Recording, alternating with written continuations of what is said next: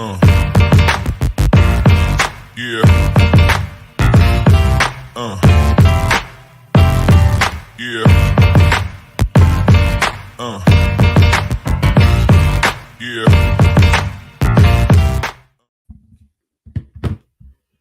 All right, what's up? Welcome in GC Live. What you laughing at, Chris? Two things. Number one, I'm chewing on something, and we just generally looked a little bit unprepared when we came on, but such is life. Here's one thing I've noticed when we go live, because I can go back and look at the replay, obviously. Sometimes it doesn't tell us we're live quite yet. So there's like a split 2-second moment there where we're just staring off into space, I feel like. And sometimes I try to anticipate it and I start talking, but then when I go back, we weren't actually live, so it just like cuts in. So I don't know. We're gonna somewhat blame ourselves, somewhat blame the technology. But anyway, we are live now. I know that for a fact. We are out there. We are on YouTube, Facebook, Twitter, and then of course after the fact on all the podcast platforms. And in no broadcasting school would they ever tell you to do this, but let me just say, if you're at work, if you're watching on your phone, if you only have one screen right now, just turn us off and listen to us later, because women's basketball game right now, as we're going live, heavily entertaining. I think they're at the half right now, but Fulwiley, must-see TV. Malaysia Fulwiley making her debut, and I'm sure it's all over Twitter at this point. It will be all over Twitter by the time you're seeing, listening, or watching this. And to have the guts in your first college basketball game ever, playing in Paris on ESPN, to even attempt the move that she just did and to pull it off, tells me all I need to know. So let me just go ahead and hot take the heck out of this thing. Cardoso may be South Carolina's next #1 overall pick, but Fulwiley may be the next one after that, because she is we're diving into one half, but off the chart special. The early returns are pretty good, right? I think they said on the my wife told me when I came in just now that they said that that move might have shook the Eiffel Tower. I couldn't spit it out. So yeah, gutsy, man. But hey, that's kind of old hat for her. Like those types of moves. You remember in that All-Star game she played in, Wes? She was doing some crazy stuff in that game. She scored 1 million points in high school, you know, rough estimate. But yeah, it's obviously translating. She basically has, as a guard, everything. Like total package. She's got the handle. She can shoot. She's got speed. She's got a little bit of everything. Actually, she has a lot of everything, more accurately. Yeah, she does. WJM41 filling us in 48-33 at the half. Appreciate that. I watched most of the first half, and I was getting ready for the show here. So I've actually got it up on my iPad right now, and they're in commercial, but I'm guessing they'll probably starting the second half here shortly. But I'll show a little bit of my age here for our older listeners. We're at the point in our lives, Chris, where old people think we're young and young people think we're old. So like you're kind of right in the middle. We're in this awkward stage, yeah. Yeah. So older basketball heads in the state will know, and the younger ones will have no idea. But I've brought this up probably several times before. I went to high school with Ivory Latta, and Ivory, who ended up going and playing at UNC, then playing in the WNBA. She's played overseas for years. She's coached. At the time, and in my opinion, still to this day, the best player in South Carolina women's basketball, South Carolina girls basketball history for high school. And a lot of people have compared Fulwiley, though, to Ivory. And as someone who was in the gym when Ivory dropped 70 in a playoff game, literally Yeah. I always said no matter who came along that they compared to Ivory, that there was no comparison. There would never be another. However, let me just say, I see why she has garnered those comparisons, because the play style is very, very similar, from the flair, the confidence, the quickness, the handles, the fact that she's not like a shoot first player, but she can still shoot. She's going to spread the ball around, but then knows when to take over, I think, is kind of my early impression. I see it, I get it, and let's just not make the comparison. Two very, very special talents. But I'm telling, if y'all ever just want to go down a YouTube rabbit hole, I believe somebody dug up the old film of Ivory and all 70 of her points in that game. So you can look for junior me yelling in the stands in this grainy footage from 2003. You probably look different, Wes. You probably, is there an embarrassing haircut or something like that in Oh, the mix? probably, man. Probably. It's probably bad. I don't know. Some people might say I'm look embarrassing right now. I don't know, man. But nah, the takeaway from this game, I think it's gonna be full Wiley from the Gamecock fans. The bigger picture, though, if you get away from the flash of that, is I think it's going to be a fun team for Gamecock fans to watch, man. I know they've had a bunch of roster turnover, but lots of exciting players on this team. There are, man. And you know, a team that was ranked, top 10 preseason, despite losing a lot of players, all the freshies. But, you know, on the strength of having, you know, Cardoso back, some other key pieces like Bree Hall, Chloe Kitts has seemed to make a big offseason jump, Wes.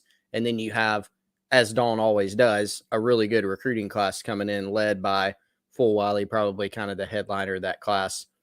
This is still an extremely, extremely talented team. And Wes, you never know, man. It might be, I mean, we're through a half of basketball as we sit here and talk live. This could end up being a team that you go, hey, that great team that they just had didn't win a title, but this other team who was also great, you know, but maybe a step down, is the one that ended up winning a title. Like we see that in baseball all the time, right?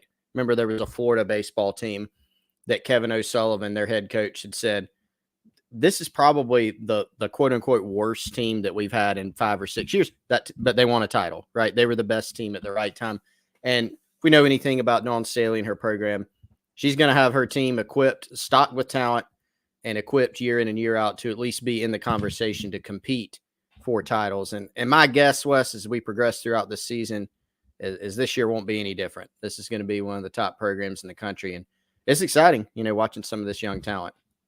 Yeah, dude, you can imagine. So it's 48-33 right now. This game is far from over. Notre Dame could make a run. We're getting well ahead of ourselves, but this is apparent, two very talented basketball teams we're watching today. They're going to be growing pains, I'm sure. There will be ups and downs for this team, but they're going to be tested as the year progresses, to the point that they will be ready once tournament time comes, as pretty much all Dawn Staley teams are. So it'll be fun to watch. We're going to do some football now. If anything crazy happens, we'll keep y'all updated. But I imagine if you got the ability to watch it right now, you probably are. If you're listening to us later, you probably already watched the game. So, as always, we're brought to you by Clint Hammond. Let me get that. Movement Mortgage, clint.hammond.com, 803-771-6933. There are actually some signs the whole housing market could be improving a little bit here soon.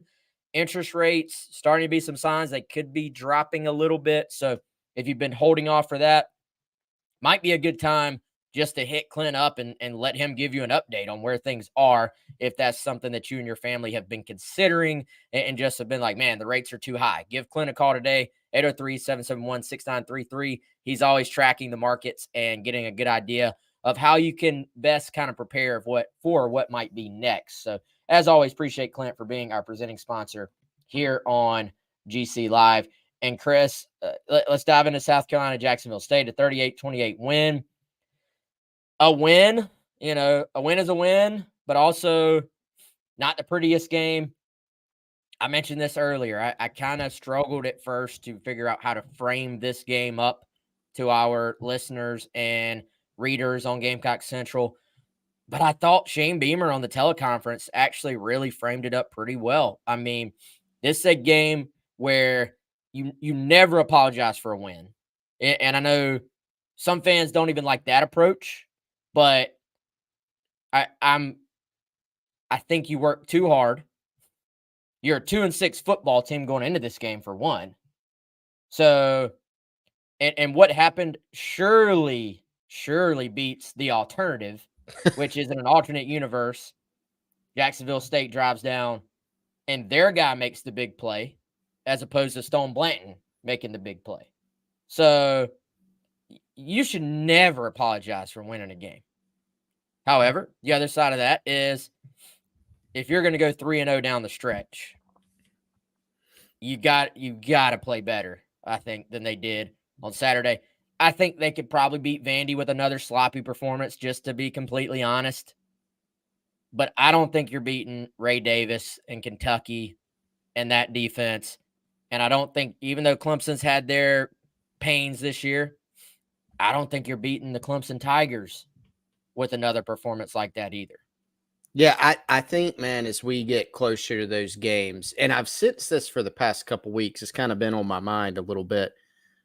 The demise, the rumors of the demise of Kentucky and Clemson have indeed been greatly exaggerated, in my opinion. Now, I know people are enjoying Clemson's fall off this season, and it has been steep, to be clear.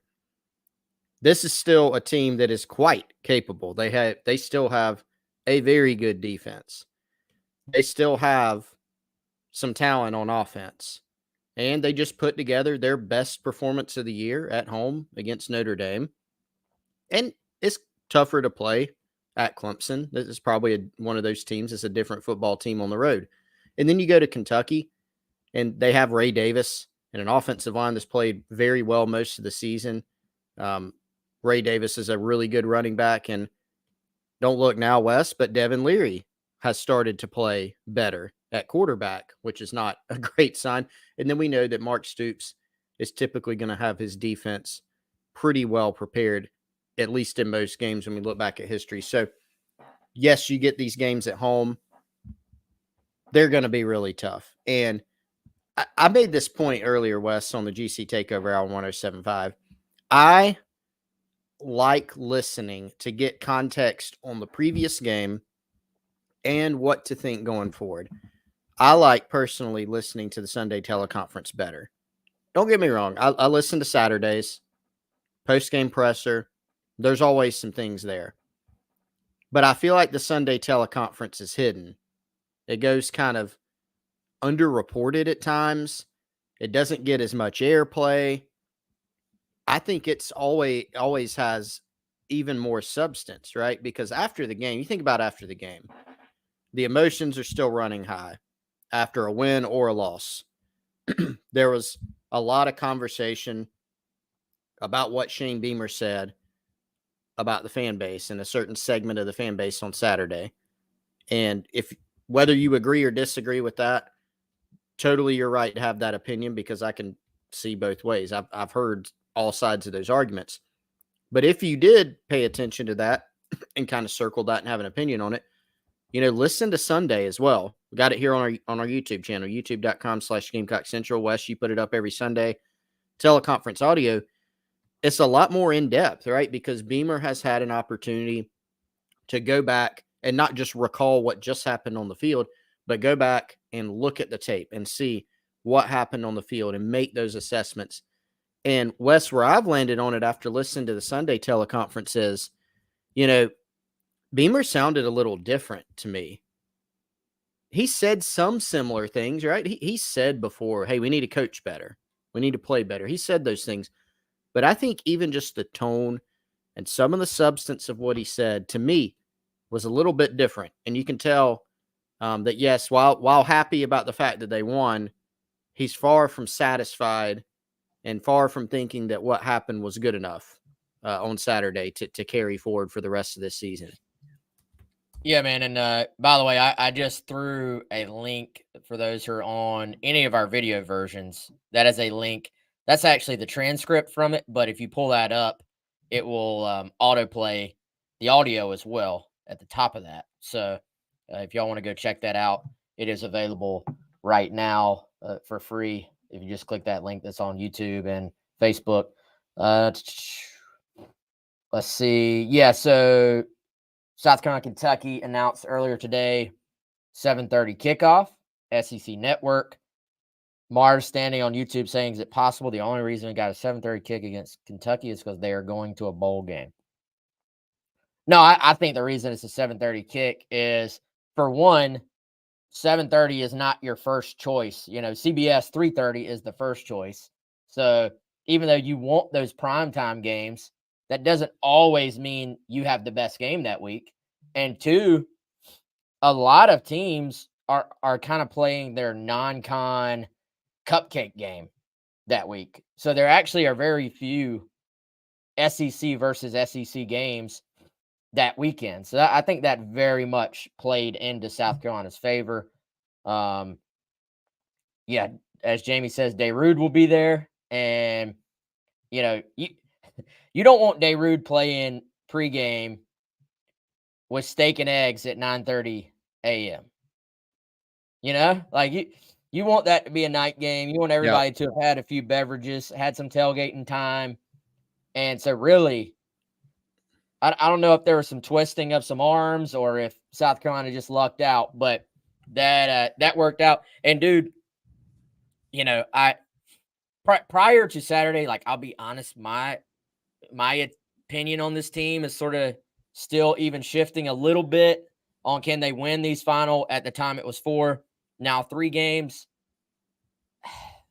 I don't know. They're just going to have to play better. But prior to Saturday, I actually was kind of thinking maybe even the difference between a South Carolina win and loss against Kentucky was whether or not we were looking at a nooner or another night game, honestly, because there's just something about Williams-Brice Stadium that hits a little bit different when it's a night game and when it's a beatable opponent. Like I think that should be a fairly competitive game. Probably still give Kentucky a little bit of the edge right now because of Ray Davis. South Carolina's got Vanderbilt this coming weekend. We need not remind everyone what Ray Davis did in a Vandy uniform against South Carolina last year. Yep. So, and I guess we're getting well ahead of ourselves. We've already zoomed past the Jacksonville State game, past the Vandy game, and now we're talking about Kentucky. But big picture wise, yeah, you're going to have to play better. But the news today that's a 7:30 kickoff, and then I promise we'll get back to Jacksonville State. It is I believe, a positive that is not worth overlooking. I think it's a positive worth mentioning. Yeah, that's exactly what you want, right? Darude coming to town. People have typically been keyed up for this Kentucky matchup. That's, Wes, I think, been a night game. It seems like the last few times it's happened at Williams-Brice Stadium. Not always been a good result for South Carolina, obviously. But yeah, the slate for the SEC TV games that week, November 18th, not great, right? Ole Miss has UL Monroe, Alabama has Chattanooga, Abilene Christian at Texas A&M, and on, right? And so the 3:30 slot, of course, is going to Georgia at Tennessee, which is the marquee game that week. But this is one that, despite South Carolina's record, I think will have some eyes on it. You got kind of the little rivalry, what happened last year, the comments, Beamer, Stoops. You've got some kind of built-in angles there that make this one interesting, and I think it was a compelling matchup. But this does line up well. But at the end of the day, Wes, 12, 3:30, 4, 7, 7:30, whatever. I think all three of these games, again, we're gonna say this a million times, probably leading up to each of those games. The performance that you saw on Saturday won't be good enough, certainly, to beat Kentucky and Clemson. You could even argue it might not be good enough for Vandy, right? We're not that far removed from watching a Vandy team come in that was not very good. South Carolina put up a sleepy performance and needed a frantic final drive to pull out a narrow victory in that one. So we shouldn't leave that off the table this year either. Yeah. And I don't. At the same time, I kind of think as long as you have a healthy 7, as long as you have a Luedecke out there against a Vandy, this is a Vandy defense that is right down there at the bottom too. Yeah. So now we know in college football, anything can happen. So just like when South Carolina has gone into these games where they've been very overmatched on paper, and we say, hey, anything can happen. There's always that, I don't know what window you put it in. There's always that 10% or 15% chance that just college football happens, right? And one team's just off, the other one's on, and we see what can happen. For the most part, I think if South Carolina and Vandy play 10 times, South Carolina probably wins 9 of them. Like I think they are by far the better team. But the thing here with them is the margin for error is a little bit bigger in that game, but the margin for error is never going to be as big at this point this year as you really want it to be, if we're being completely honest. And I think we thought it was maybe going to be a little bit bigger against Jacksonville State than it ended up being. And, I think, Chris, my biggest surprise in this game, if we start to kind of break it down, my biggest surprise was that they were not able to run the football better than they did. If you told me everything that happened in the game, like you had a crystal ball and you were like, this happened, hey, Rattler threw for 1,000,000 yards, Luedecke almost broke a record, I'd have been like, yeah, that makes sense. Hey, defense looked actually pretty good at times, but gave up big plays, had to create some turnovers to win the game. I said that tracks. But man, not that this has been like a great rushing attack for most of the year, but I really thought, given the matchup, that they would have been able to more consistently run the football. And I do think that was the difference in, the offense putting up what really, let's call it what it is. It's 31 points by the offense. Mm-hmm.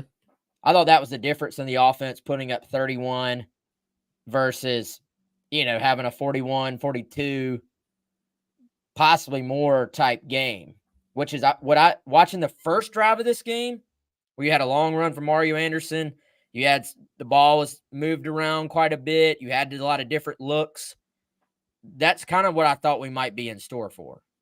Oh yeah, you got the start that it was a dream start for South Carolina. You go out, you get not only a stop, but you get a 3rd and 1 stop, which you feel good about, especially against a run-based team.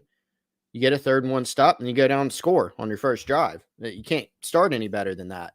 The problem is the defense actually held Jacksonville State on a couple other drives, and the offense sputtered.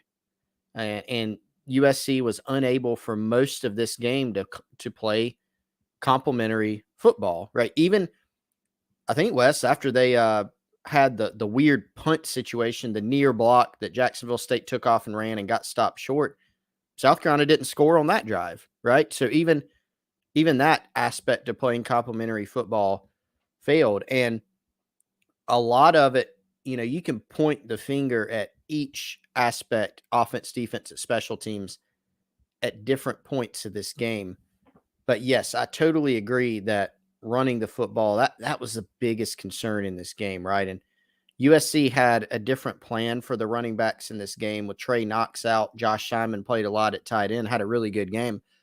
But they got really 3 different backs involved pretty heavily, doing different things, not just running the football. But aside from that first Mario Anderson run, they just weren't able to get anything going. And Wes, we've seen some weird games in the past where you kind of have a little bit of an aberration, right? We've seen some of Steve Spurrier's best teams play competition, and you're going, they can't block Wofford? Like, what's going on? But it's more of an aberration. This year, we have the context of knowing that this has really been an issue for most of the season. It's not just Jacksonville State. Yes, they have a good D-line. They're very active. They're very multiple in defense. That's part of it.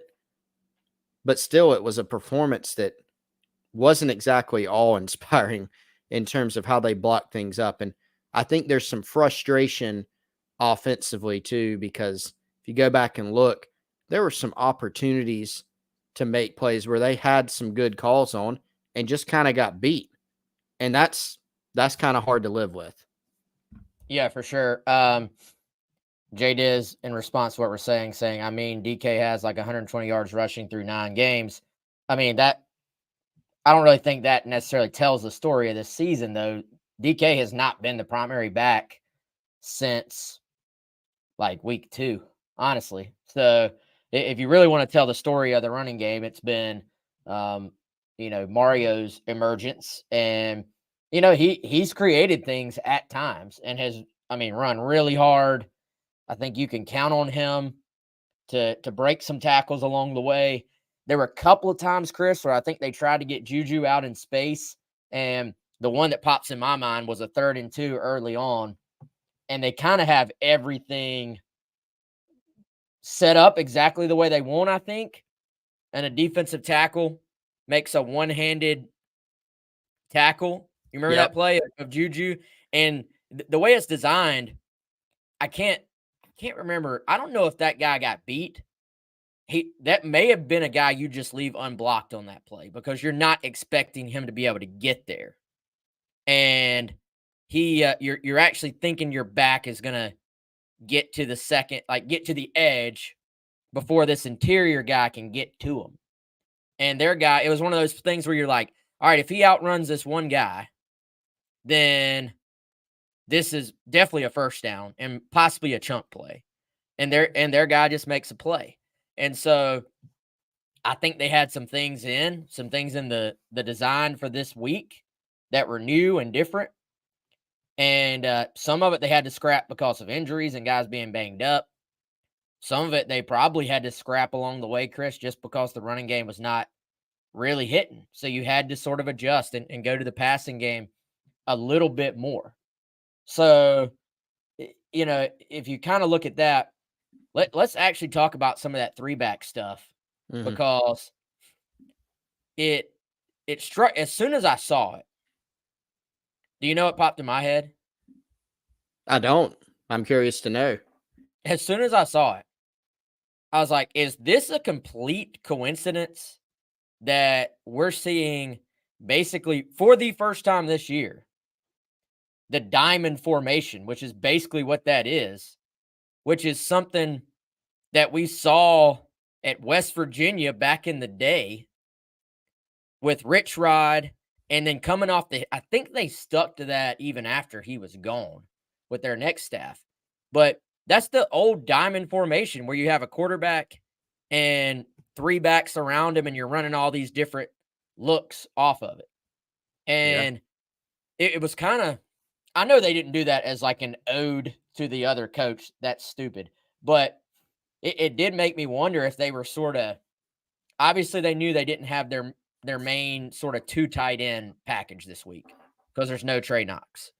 So when they went 2 tights, that meant Connor Cox was the other guy. And so they installed these sort of 2-back or 3-back looks to take the place of their 2 tight end looks is what they did. But I did kind of wonder, did they just say, like, was that on the tip of their brains because they've been watching Rich Rod film? That may be silly, but it just caught I was like, we haven't seen this look all year long. And here it is. Now it was a little bit more, it looked like they were in true like shotgun diamond at times. Traditionally, you'll see teams run that diamond out of the pistol. Nevada would run that quite a bit when they sort of kind of invented the pistol, I think. But anyway, I thought that was a cool wrinkle. Now it got kind of taken off the board a little bit because of some of the injuries at running back, but also a point Beamer made last night. It's just one more thing on film is really what it is. It's something to give your opponent 10 minutes, 5 minutes in practice to say, hey, we have to be aware of this as well. So we may see that look a bunch of times the rest of the way, or we may never see it again. It's just to give your opponent something else to prepare for, I think. Yeah, it gives them something else to look at. And it was interesting, but like you said, Wes, I would not have picked that. Offensive wrinkles coming into the game. I would not have said, I think we'll see 3 backs at once. Like, did not think. But there were some cool things, not necessarily even out of that look, Wes, but just the usage. Like, I thought the usage of Juju McDowell in particular was pretty cool. There was a really good, interesting screen for those that love screens, right? There's a lot of conversations about screens, especially if the team doesn't play well offensively. There's a really, really well-designed, well-executed screenplay that South Carolina ran. So, I think, as we talk about a lot, I think with Juju, he has to be a guy that you use in spots correctly. And I thought there were some good uses for him on Saturday. Really catching the ball, Wes, is where he had more yardage even than running the ball, I think. But there's some good things in there for him overall. Hey, you know what else, Wes, is good? What's that? A personal injury attorney who can Well, help you. hopefully you never need it, but I hope you don't ever need one at all. But if you do need one, give our buddy Trey Harrell a call or visit his website, attorneyharrell.com. And in fact, he's been voted the best personal injury by the readers of the Post and Courier right here in South Carolina. Great guy, very helpful guy. If you're watching the video stream, there you see on the screen, at Trey Helps. That is his social media handle. You can check him out on Instagram, on Twitter, on TikTok. You can hear from Trey. You can see Trey. He talks about some legal things, gives you some helpful tips. Very helpful guy. And he can help you or your family or friend if anybody has unfortunately been injured in an auto accident. If you have been, if you know somebody who has been, make sure that you don't go at it alone or that they don't go at it alone. Find an attorney who's going to fight for you. Fight to get what you deserve. Find you an attorney who helps. Remember that Trey Harrell helps. That's at Trey Helps on Instagram, Twitter, or TikTok, or attorneyharrell.com. Yeah, and Chris, while we're on a little break, let's go ahead and tell everybody about our friends at Bird Dogs as well. So I told you I had kind of been told, hey man, you've been wearing the Bird Dog shirt little too much. Like you can't wear it every week. Right. So put it in the closet for a little bit, but it was the wife's birthday this weekend. So happy birthday. Shout out to the wifey. Also, Saturday night, went out, busted out the Bird Dog shirt as of course, like as we should. Yes. Softest, best polo I own. You can buy it as well. Go to birddogs.com. The great thing is if you make a purchase right now, use our code Gamecocks, you get a free Bird Dogs Hydro Flask style water bottle. So you can go to birddogs.com/Gamecocks or just type in Gamecocks at the checkout in the little promo field, and you will get, again, free Bird Dogs Hydro Flask style water bottle. And of course, they're known for their shorts. Check those out as well. The best ones, in my opinion, are the ones that are like khakis on the outside, but are comfortable like gym shorts on the inside. And a lot of different options, though, but those are two of my favorites. Go check them out, birddogs.com. What, Chris, do we make of the defense in this game? Because it's kind of clunky, right? Like there were some moments like first quarter, you're like, dude, the defense is doing everything you would ask of them, right? Yep. Making plays, making tackles, getting pressure when they were able to actually get in some third and longs, forcing punts instead of field goals. You're saying this is what you needed from the defense today, right? Yep. Then some explosive plays start popping up again. You let them sort of reverse field on a couple of plays. You let them hit the ball down the field where you have, once again, I think that's got to be very frustrating for the staff. Another situation where there's a ball in the air down the field and you have two defenders near the ball and the offense completes the ball. So there were times, you're saying, well, this is more of the same. Then you move it forward and you say, look, Defense created some turnovers. They did get you the football back in some good field position. They scored a touchdown, and specifically that touchdown, that turnover came when you absolutely needed it the most. So a defense that did not get turnovers for all of October comes through and forces 4 of them. So to me, it's kind of a little bit of a complicated conversation when it comes to the defense in this game specifically. It's hard. I've had a hard time, Wes, figuring out if the offensive or defensive performance was more frustrating in this game, and I think I tend to land on defense, but it is close. And I think it's the run game offensively, right? That it was hard to swallow, not being able to run the ball more consistently. Shane Beamer, in his in-game interview after the game, Sunday teleconference, he expressed as much. But then the defense, yeah, I mean, again, I go back to dream start, right? You get a stop early, you score on offensively on the first possession. Can't ask for any more than that. You get a couple more stops defensively. And South Carolina was really doing, Wes, exactly what we said coming into the game. On first down, they needed to play better. They got, I think, a 3rd and 1 stop on the first drive. But then the next 2 drives that they got stops on, they played really well on first down, and they forced some bad situations. Again, I'm overusing complimentary football, but I'm not blaming the offense at all for the defense's performance. But early on, it didn't help. And here's why. Field position is an obvious one. But then you look at, you said going into the game, it was a great point, kind of an undervalued point. This would have been a lot different game if South Carolina could have jumped on Jacksonville State early. Like, let's say you get those 3 initial stops and you're up 17-0, 21-0. That changes the whole course of this game. If it's 21-0 with 12 minutes left in the second quarter, much different game. And the opportunities were there to do that. Instead, it ended up being 14-14, pretty early in the second quarter. And so, again, that's the whole complimentary football thing. But, yeah, the defense was uneven, just like the offense. And there's one stat that I was going to go back to, Wes. By the way, do you have the tackles for loss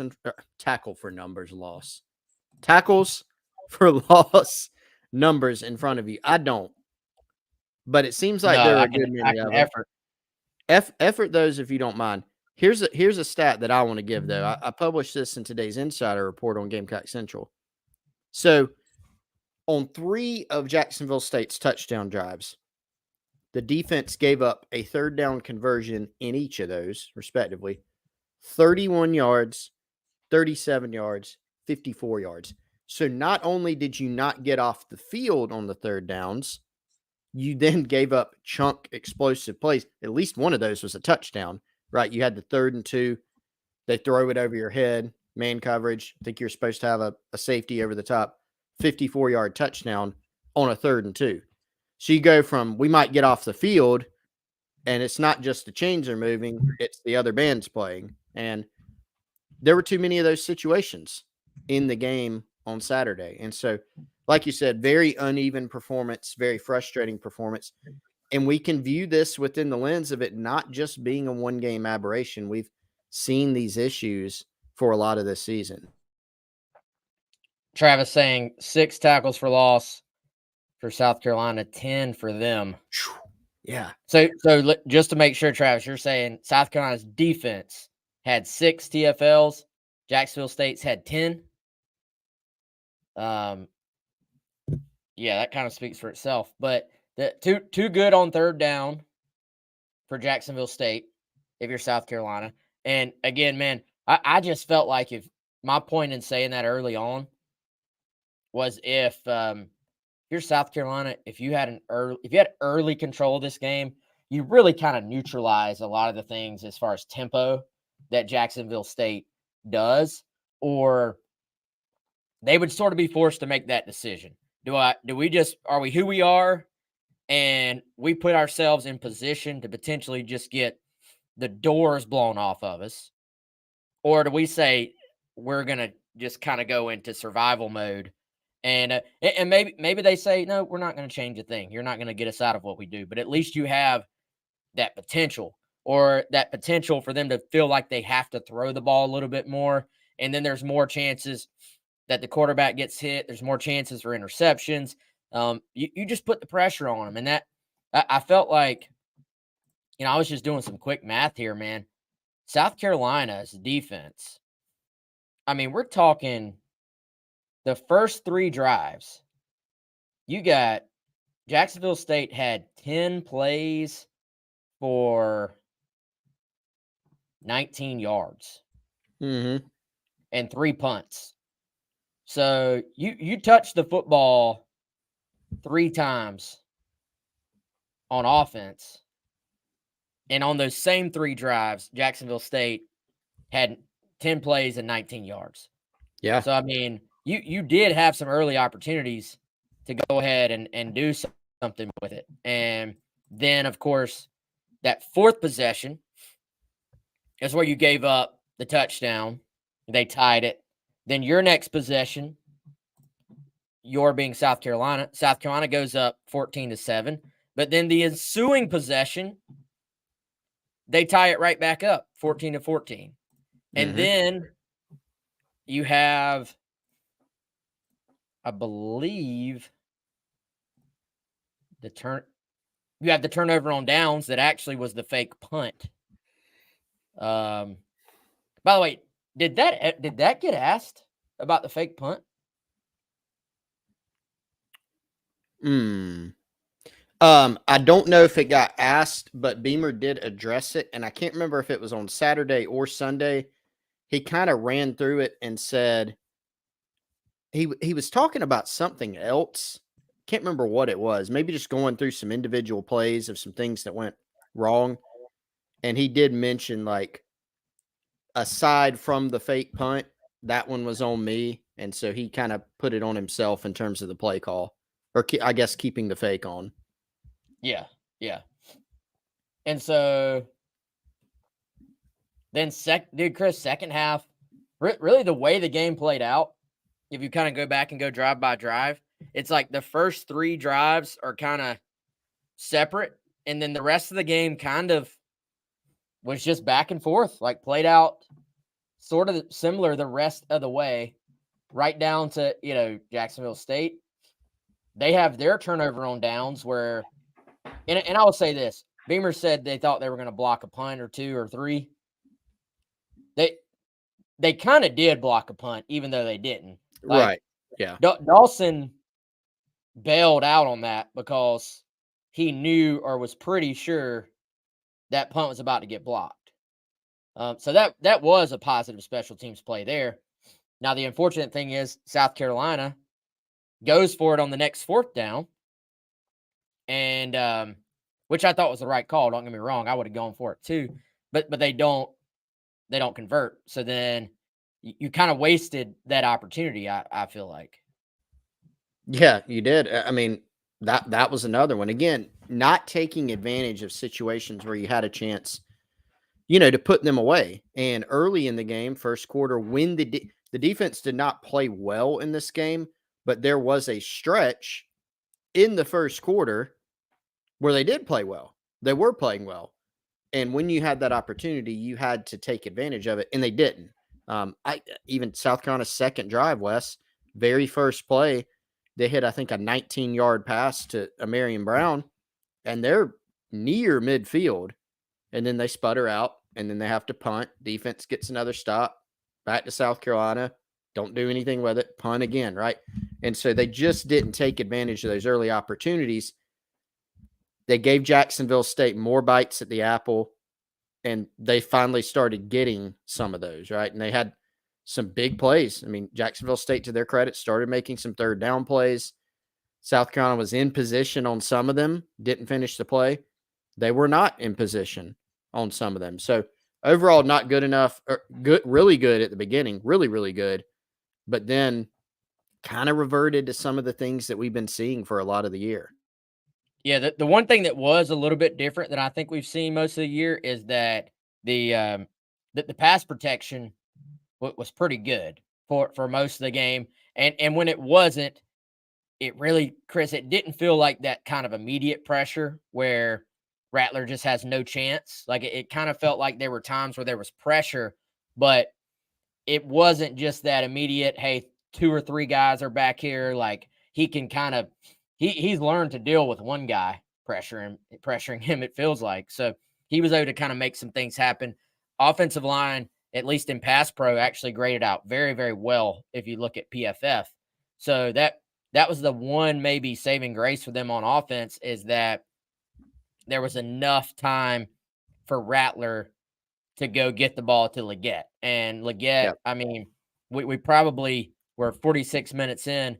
It's probably not good that we haven't mentioned 17 yet. And obviously 7 just kind of, he did what you expect from him, man. Like I see a couple of comments on here, yeah, Rattler short, short armed a couple balls or threw him short. Guys, I have a hard time being nitpicky at all about anything Spencer Rattler does on this team, just because he gives you so much. Mhm. Like it's like if you have a shortstop and he makes an error, but he also got you 10 outs in the game and 3 of them were spectacular. Yeah. Um, I'll live with the error all day long, man. And for Spencer, um, yeah, did he maybe underthrow Harbor a little bit? Yeah, but I mean, you got a freshman wide receiver. If you have a veteran wide receiver there, he comes back to the ball and bails his quarterback out. I mean, how many times has Rattler bailed out people this year by getting out of there or by making a beautiful throw on the run? Um, you kind of want your receiver to come back and at least get that ball to the turf. I think so. Yeah. I think anything against Rattler, we're kind of nitpicking. Honestly, like it's kind of like a nobody's perfect thing, in my opinion. So, but Luedecke, dude, you made the point on the Insiders Forum. Where does Xavier stand now in the pantheon? Yeah. He's getting up there, man. And that's a conversation I think we'll have to properly assess at the end of the year. And I don't know if we'll come up with a right answer. Um, but him and Rattler both are guys that are on a team that is not. You couldn't call this a really good team, Wes, because of their record, but they've been special. And both guys have made themselves a lot of money, frankly, Wes, on a team that has not, had a really good year. But the way that Spencer Rattler has conducted himself, his playmaking ability, I think people have seen even more of it this year. He's added the running element. He's made a lot of big plays still. I think, a lot of times you think of it in a way of, hey, this guy's got to have big stats and have a really good team to increase his stock. It seems like he's increased his stock despite the year that South Carolina has had as a team. And Xavier Luedecke, of course, speaks for itself what he's done. He's made himself a ton of money to where he's now a guy that's, second round NFL draft territory, maybe even higher, depending on how this thing progresses. I think he's probably kicking himself, Wes, on the turf monster seemed to get him on the first deep ball that Spencer threw him. 2 beautiful balls. I know Spencer wants the one to Nick Harbor back, no doubt. I thought Nick Harbor could have done more on that one, frankly, to kind of protect his quarterback. Was the ball short? Sure. Yeah, But yeah, and Spencer's not going to blame Nick Harbor for that now at this point here on Monday or Tuesday this week. yeah, yeah. I mean, I see the points in the chat, but I just gotta disagree, honestly. Like WJM, Jacksonville State quarterback had no problem with it. I'm guessing you're referring to a couple of his deep balls. I mean, guys, Jacksonville State quarterback was 12 of 23 with 183 yards and a QBR of 46. So if you want to compare those 2 days, then yeah, I'm taking Spencer Rattler every single time. And no quarterback's going to hit every single throw in a game. It's just not going to happen. But he has given this team a chance this year when I think there are actually very few quarterbacks in South Carolina history that would have given them a chance on a lot of these plays. And maybe I'm overstating that, but I really don't think I am. You're gonna miss some throws. Like that's just fact of life. But Rattler's 27 of 38 for 399 yards, 2 touchdowns, and a pick. That's a pretty good day in the office, in my opinion. So anyway, but Luedecke, I think the other thing, Chris, that's going to kind of make that a not difficult conversation, but it'll be difficult to see where you put him is because it really, when you look back, it's going to be just this 1 year. And so it's going to be hard for him to pass kind of those 3 or 4 just all-time elite guys that everybody puts as like the top of the top, because so many of those guys did it for multiple years, right? Yeah. Yeah. So their careers, he's not going to be able to pass their careers. But if you frame it up as, hey, what are the 10 best seasons by a wide receiver in South Carolina history? Depending on how these last 3 games go, what do you kind of have a conversation there? And I'm with you, man. I think we got to wait to have that convo, but talk about putting yourself in position. Like that's crazy. Yeah. It's been awesome to see. Great testament to him, and just there's not many guys that deserve it more than him, and so it's been really cool to see because he's always had that talent. He's an absolute horse, I mean, on the field, and I mean that as the highest compliment.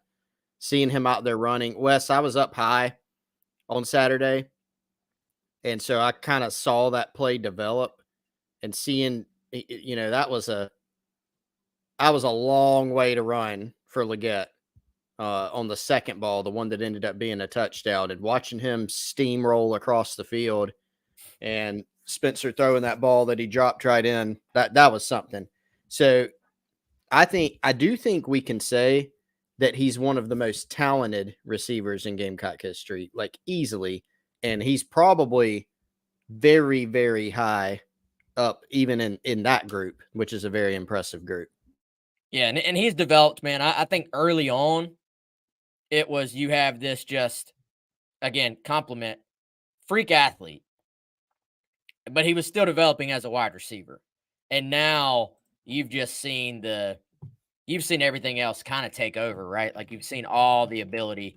And the best compliment you can also pay the guy is that when you initially said that play, I didn't even know which one you were talking about, because it was just like play after play where he's showing different aspects of what he can do, whether it's run after the catch, whether it's down the field, whether it's running under a ball that he gets led on. You mentioned the turf. The turf monster might have cost him those 16 yards that would have been the all-time record. But yeah, man, it's been special. You got to just enjoy this while we're seeing it. And I think once again, also kind of shows the value you can have in finishing off a season with some confidence and some positivity.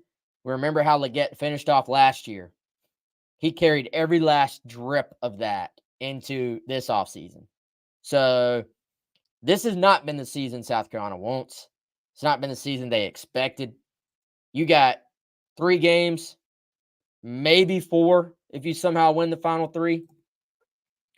But if you think you have nothing to play for, if you're in a Gamecock uniform, look no further than Luedecke, because like you said a second ago, dude has made himself, with nothing else, he has made himself a ton of money this year.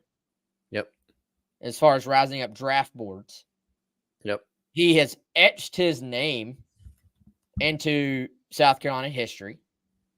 He will always be supported in the Palmetto State for as long as he lives, as far as if he wants to get into business.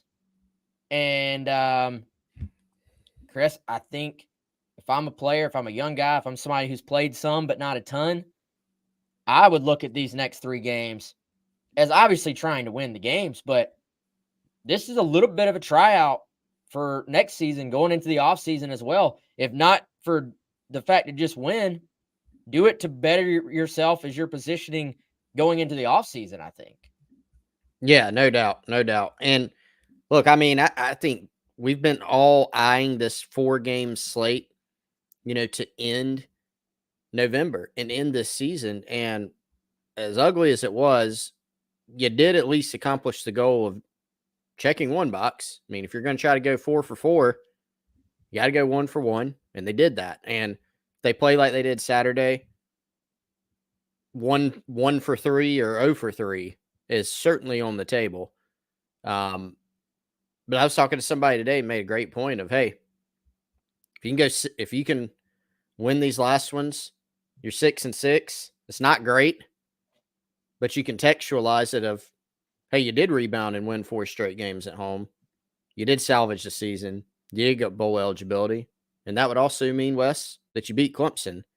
And I think there'd be something to say for a lot of those things. So, key question, can this team put a complete game together? They have not. They have not put together a complete game where you really feel like they're playing to their complete potential this year. The potential of this team is maybe not as high as we thought it could be going into the season. And a lot of different things have played into that, including injuries, especially on offense. And there have been some negative surprises here, particularly like with the defense. But can this team put together a full game, especially in games 3 and 4 of this four-game homestand to close the season? We will see as it keeps going. By the way, speaking of complete games, luckily our early podcast bragging on South Carolina women's basketball did not come back to haunt us in any way. South Carolina closing out Notre Dame right now, 93-59 with about 3 minutes of game time left in Paris. So all signs point to the Gamecocks starting off their season in terrific fashion overseas. Got to be an awesome just team experience, memories you'll have for a lifetime, and great bonding for a team that obviously has some newcomers and transfers and all that. So I'm sure Dawn Staley, as the coach that she is, will find plenty of things to kind of tell them they did wrong to keep them moving forward. But now we're at 2:45 left, 93-61, South Carolina. No danger of them losing this one. So great win for them. And Chris, men's basketball tipping off tonight as well. So both basketball teams getting rolling for the Gamecocks today. Yeah, man. What a win for the women, right? Goodness. I don't know. Obviously, we don't know what the final will be, but it'll be a win in that regard, and impressive. I mean, when I turned it on earlier, I was listening to it on the radio, actually on the way back home from the radio show. They were down, actually, I think 3 at that point, and they turned it on, to go into halftime, and then obviously coming out as well. So Dawn looks to have another squad that is loaded with talent, and I'm very interested to watch this men's team this year to see what type of leap they can take in year 2 as well. Yeah, so we'll have we don't, to be clear, we don't have anybody in Paris right now, but we will have complete coverage as far as content after the game. And then our new beat writer, Jack Veltri, will be covering men's basketball in person tonight. So we'll have complete coverage of that on Gamecock Central as well. And so no anxiety for South Carolina women's basketball, and no taxiety for Chris Clark, right, Chris? No taxiety at all. The team at Liberty Tax, Larry Slaughter, does an outstanding job. He's met with me. He's met with my family. We've texted, we've emailed, any type of communication, Telegram, whatever you can think of. We've chatted with him. He's super knowledgeable, been in the industry a long time, can put together a great customized tax plan for you to make sure that you have the best possible situation with the IRS. You don't want taxiety. If you're watching on the stream, you don't want to be chewing up a pencil because you're so worried about your taxes. He will let you know what you got to pay, when you got to pay it. If you're worried about it, just talk to the team at Liberty Tax, 803-462-5576. He'll help you with your tax situation, just like he's helped me. Yeah, appreciate those guys. As always, tax season right around the corner, so go ahead and get ready. They'll make it easy on you. Craig's saying is the men's game on ESPN Plus. It may also be on ESPN Plus. I don't know, but it is on SEC Network Plus. So you should not have to pay extra as long as you have SEC Network. Pull it up on the ESPN app, and you'll get SEC Network Plus. You can watch the game this evening. Gamecocks closing this out now 95-65 with under 2 minutes to go. Congrats to them on closing out their first win here momentarily. I feel like we didn't get quite into the complete breakdown of the game. So if there's anything lingering, we'll hit it on Wednesday before we also talk about coordinators. They always kind of go back and talk a little bit about the previous game as well. I think we'll hear from Pete Limbo because we didn't last week. So we'll have all that on Wednesday.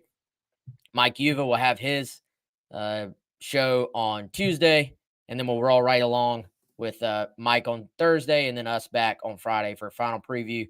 We'll start to get into Vanderbilt as the week goes on and what this matchup might look like for South Carolina. So appreciate everybody for joining us. Appreciate all of our sponsors. As always, for Chris Clark, I'm Wes Mitchell. We'll see y'all Wednesday.